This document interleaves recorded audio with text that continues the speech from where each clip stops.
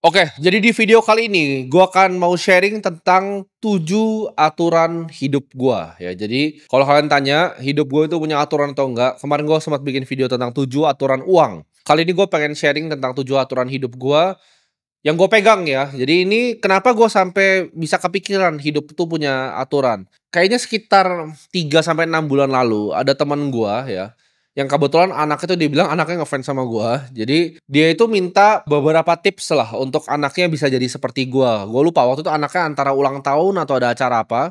Dia bilang, "Bro, bisa tolong nggak apa kasih dong aturan di hidup lu tuh apa biar anak gua bisa jadi seperti lu." Jadi daripada kebuang cuma untuk sarannya anak teman gua pakai untuk sharing ke kalian aja 7 aturan hidup gua. Yang pertama, aturan hidup gua adalah selalu haus belajar ya. Kalau gue sebutnya kadang gue tuh adalah pembelajar profesional. Jadi setiap hari gue tuh belajar, belajar, dan belajar. Gue kalau pengen tahu tentang suatu, gue selalu belajar. Jadi jangan jadi orang yang tidak mau belajar ya. Mikir lu paling pinter, percayalah lu bukan orang paling pinter. Tapi belajarnya harus dengan cara yang spesifik ya. Contoh gini, bukan berarti lu baca 100 buku lu akan jadi lebih pintar. Itu kesalahan yang kebanyakan orang lakukan.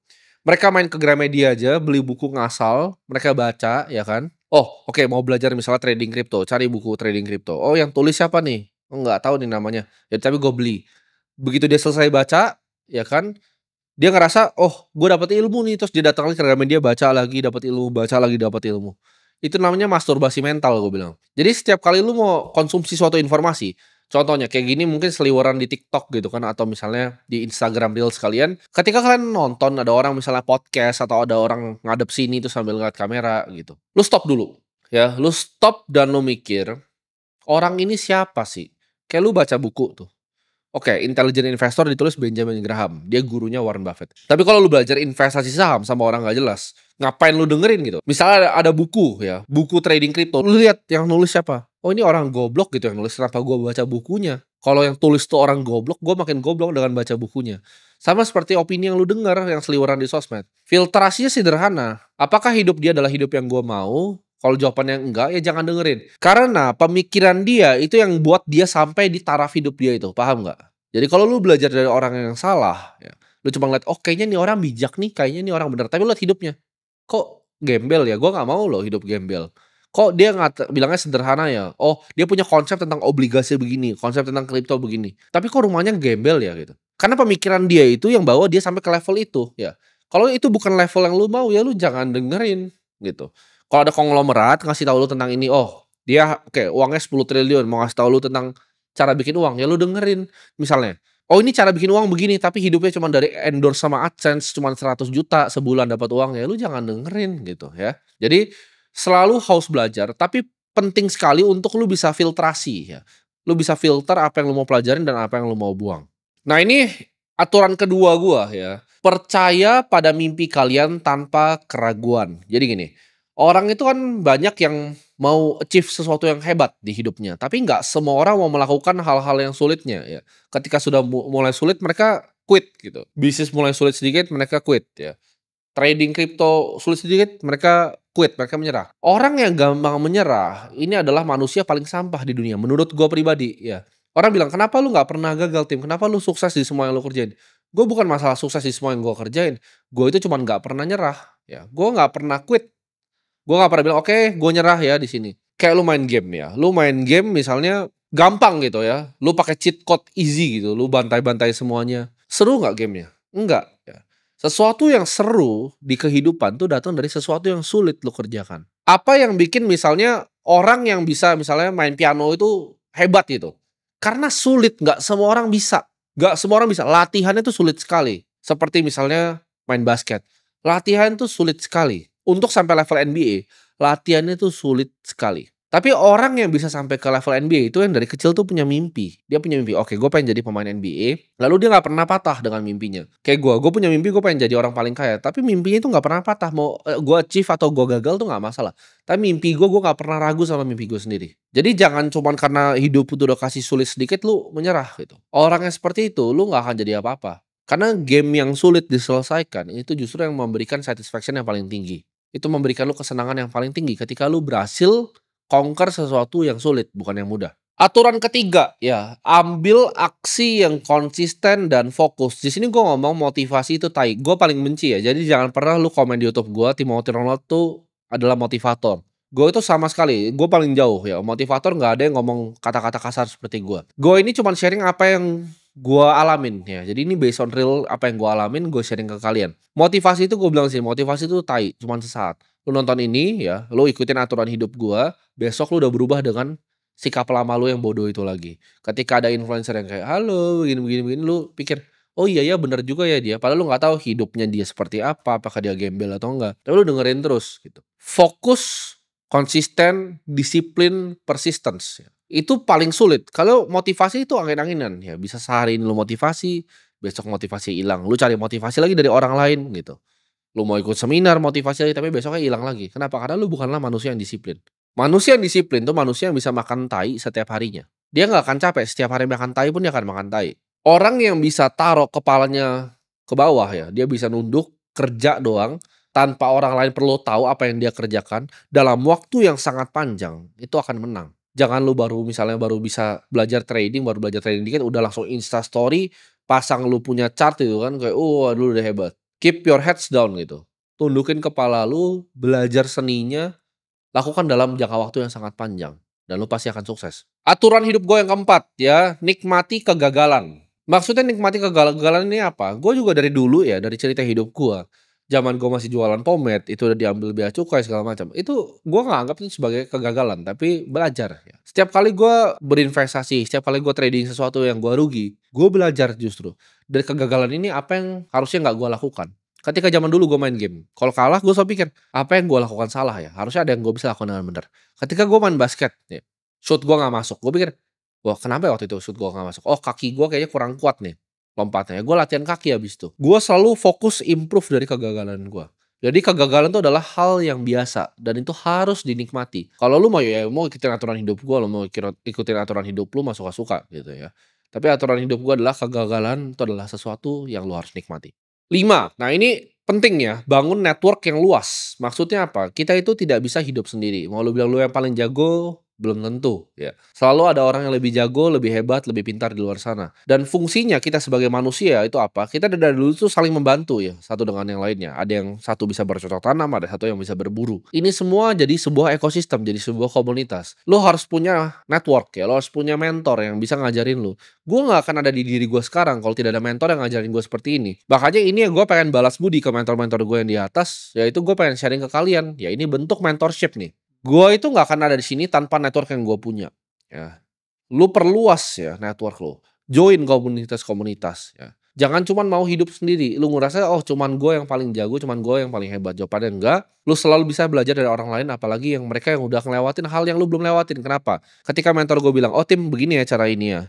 Oh iya ya, ternyata begitu ya. Kenapa? Karena dia udah pernah di posisi gua, dia udah pernah gagal di situ. Jadi gua nggak usah perlu gagal lagi ya. Gua tinggal lompatin dengan ilmu yang dia kasih ke gua. Sama kayak kalian nonton video gua terus-terusan, tuh kalian ngelompatin banyak hal yang harusnya kalian nggak lewatin. Kenapa? Karena gua udah lewatin duluan. Gua udah makan tainya dulu ibaratnya. Aturan hidup gua yang keenam, jaga waktu lu. Karena waktu lu tuh udah hal yang paling berharga di dunia. Jadi ini yang banyak orang nggak lakukan. Mereka pikir, oh mau melakukan sesuatu yang seru ya. Temannya ajak ke konser Bruno Mars, ayo ke konser Bruno Mars. Temannya ajak ngantri boneka, ayo ngantri boneka gitu. Kalian itu nggak bisa menjadi pemikir yang independen. Kalian nggak bisa jaga waktu kalian sendiri. Ya ini problem yang sangat amat besar gue lihat di masyarakat ya. Mereka sangat FOMO gitu. Karena lu itu nggak bisa jaga waktu lu sama sekali ya. Ketika teman-teman kampus lu, oke ayo kita demo di sini. Tiba-tiba ketua BEM-nya akhirnya join partai politik gitu. Terus kalian kecewa, kok dia begini ya? Kok dia malah gabung koalisi ya?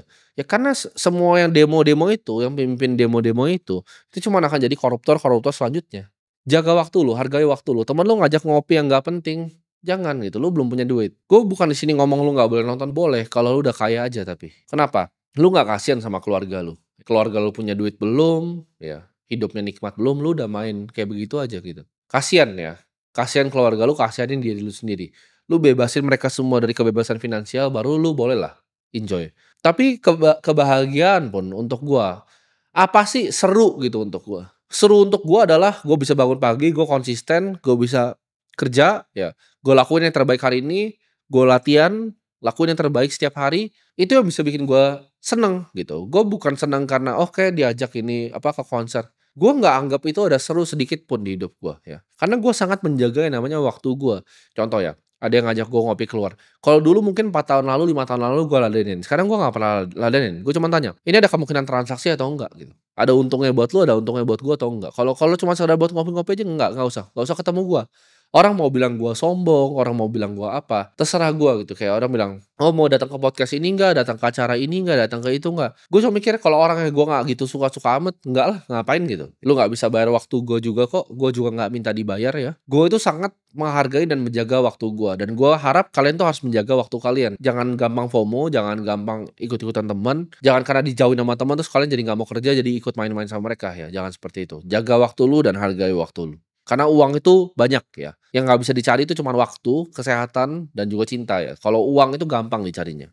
Dan aturan hidup gue yang terakhir yang ketujuh adalah jangan lupa berbagi. Nah ini mungkin counter intuitif ya buat orang-orang ngerasa, kok gue mau kaya tapi kok kenapa harus berbagi? Itu percayalah, ketika lu berbagi, uang akan dibagi ke lu di cara yang lu bahkan nggak paham dan lu nggak ngerti. Semakin pelit lu sebagai seseorang, semakin miskin diri lu, percayalah. Gue dari punya uang sangat sedikit, gue tuh udah hobinya berbagi. Gue suka aja berbagi ke orang-orang sekitar gue. Karena itu memang gue dari dulu punya pemikiran seperti itu. Dan gue juga bilang ke diri gue sendiri, kalau gue punya uang yang sebanyak ini, gue akan nanti bagiin semua kok di akhir. Gue pengen uang ini bisa jadi manfaat untuk banyak orang. Karena fungsi hidup orang tuh cuma untuk bermanfaat. Lu percaya sama gue deh, gue bukan orang yang belum lewatin semuanya. Gue udah lewatin semuanya. Semua yang lu pernah pikirin, semua yang lu anggap seru ya. Lu mau naik apa? Mau naik McLaren Senna, lu mau naik Ferrari, semua itu udah pernah gue alamin. Keliling dunia udah pernah gue alamin ya. Lu mau sampai puncak pegunungan di Swiss, sampai lu mau keliling semua Eropa ya, itu udah pernah gue lakukan ya, mau ke Dubai kemana semua udah pernah gue lakukan. Tapi apa yang paling seru menurut gue? Yang paling seru tuh bukan semua itu tentang uang ya.